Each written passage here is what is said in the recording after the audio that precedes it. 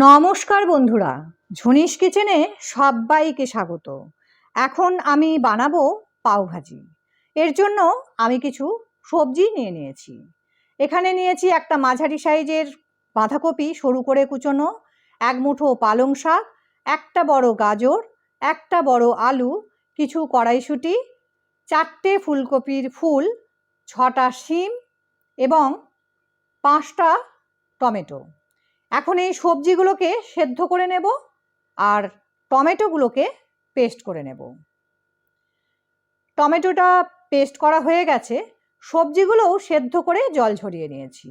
আর এটা হলো সবজির থেকে বেরোনো জল, এটা পরে কাজে লাগবে। সবজি খুব বেশি জল দিয়ে সেদ্ধ করলে হবে না, কম জল দিয়েই সবজিগুলোকে সেদ্ধ করতে হবে। এখন একটি ম্যাশার নিয়ে আমি সবজিগুলোকে ম্যাশ করে নিচ্ছি। এটা গরম আছে, না হলে হাত দিয়ে চটকেও মেখে নেওয়া যাবে। একটা কড়াই গরম করে নিয়েছি, এখন এর মধ্যে দিয়ে দিচ্ছি 6 চামচ সাদা তেল। তেল গরম হয়ে গেলে দিয়ে দেব 2 চামচ মাখন। তেল ও মাখন ভালো করে মিশিয়ে নেব। এবার এর মধ্যে দিয়ে দেব 2টো বড় সাইজের কুচনো পেঁয়াজ। মাঝারি সাইজের পেঁয়াজ হলে 4টে পেঁয়াজ দিতে হবে। পেঁয়াজগুলিকে সামান্য নাড়াচাড়া করে নেব এবং যখন হালকা নরম হয়ে আসবে তখন দিয়ে দেব কাঁচা লঙ্কা কুচি। এরপর দিয়ে দেব 1/2 চামচ আদা বাটা এবং 1.5 চামচ রসুন বাটা। এখানে রসুন বেশি করে দিতে হবে, প্রায় 15 কোয়া রসুন এখানে আছে।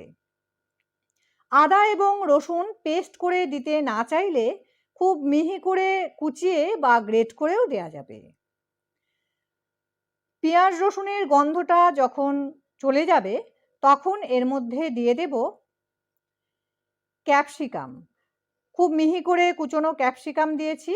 একটা ছোট সাইজের ক্যাপসিকামের 4 ভাগের 1 ভাগ আছে, এর থেকে বেশি দেওয়ার দরকার নেই। এখন দিয়ে দিচ্ছি লঙ্কার গুঁড়ো, এটা নিজেদের স্বাদ অনুপাতে দিতে হবে। এখন দিয়ে দিচ্ছি টমেটোর পেস্ট।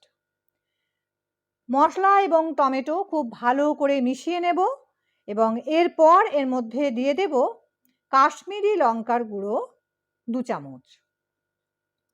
টমেটোটাকে খুব ভালো করে ভাজা ভাজা করে নেব এবং টমেটো থেকে যখন তেল ছেড়ে দেবে তখন এর মধ্যে দিয়ে দেব ম্যাশ করে রাখা সবজিগুলো।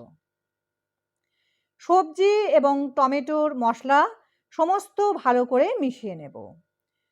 এরপর এর মধ্যে দিয়ে দেব স্বাদ অনুপাতে নুন এবং চিনি। নুন ও চিনি ভালো করে মিশিয়ে নেব। এরপর একটি হাতা দিয়ে এইভাবে ম্যাশ করে করে এটাকে সমানে শুকনো করে নেব। এইভাবে করলে জলটা খুব তাড়াতাড়ি শুকিয়ে যাবে। এটি যখন সামান্য শুকিয়ে আসবে তখন এর মধ্যে দিয়ে দেব আমচুর পাউডার 1 চামচ, দিয়ে দেব সামান্য ধনেপাতা কুচি এবং 1/2 চামচ কাসুরি মেথি। এইগুলিকেও খুব ভালো করে মিশিয়ে নেব। এটি যত শুকনো হবে তত কিন্তু খেতে ভালো হবে। এটিকে ভালো করে ভাজা ভাজা করে নিতে হবে। এটি যখন প্রায় শুকিয়ে আসবে তখন এর মধ্যে দিয়ে দেব পাওভাজি মশলা, এটাও ভালো করে মিশিয়ে নেব। এটি যদি ধরে যায় কড়াইয়ে তাহলে কিন্তু মাখন দিয়ে দিতে হবে, কাঁচা তেল দেওয়া যাবে না। আমি এই ভাজিটা সংরক্ষণ করব তাই বেশি করে বানিয়েছি। এটি যদি সংরক্ষণ করতে হয় তাহলে এটি যখন একদম শুকনো হয়ে যাবে, এরকম শুকনো অবস্থায় আমি যতটা সংরক্ষণ করতে চাই ততটা একটা পাত্রের মধ্যে তুলে রাখছি।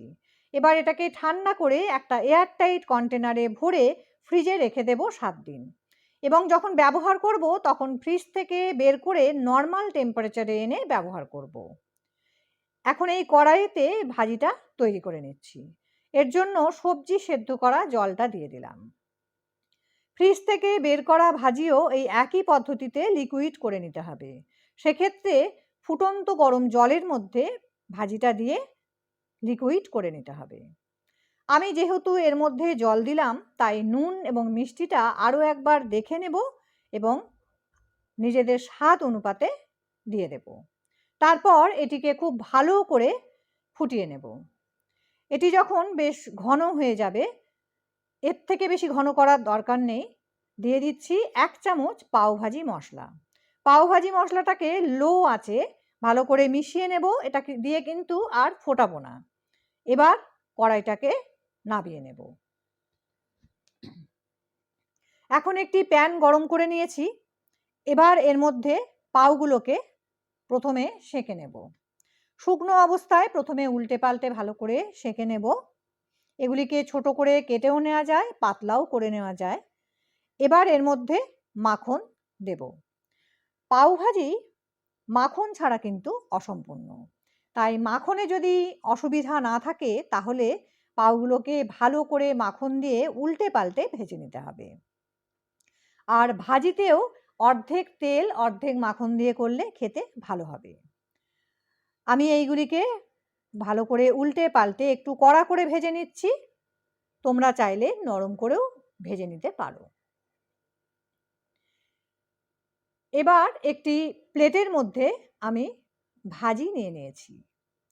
এবার এর মধ্যে দিয়ে দেব কুচনো কাঁচা পেঁয়াজ, দিয়ে দেব ধনেপাতা কুচি, আর দিয়ে দেব কাঁচা লঙ্কা কুচি। এবার মধ্যিখানে দিয়ে দেব মাখন। পাউগুলোকে সাইডে সাজিয়ে নিলাম, এর মধ্যে লেবুর রসও দিতে পারো। তৈরি হয়ে গেছে একটি দুর্দান্ত স্বাদের মুখরোচক জলখাবার। বাড়িতে বানিয়ে কেমন হয়েছিল কমেন্টে জানিও। ভিডিওটি ভালো লাগলে লাইক, শেয়ার এবং সাবস্ক্রাইব করতে ভুলো না। পাশে থাকা বেল আইকনটিও প্রেস করে দিও নোটিফিকেশন পাওয়ার জন্য। ধন্যবাদ।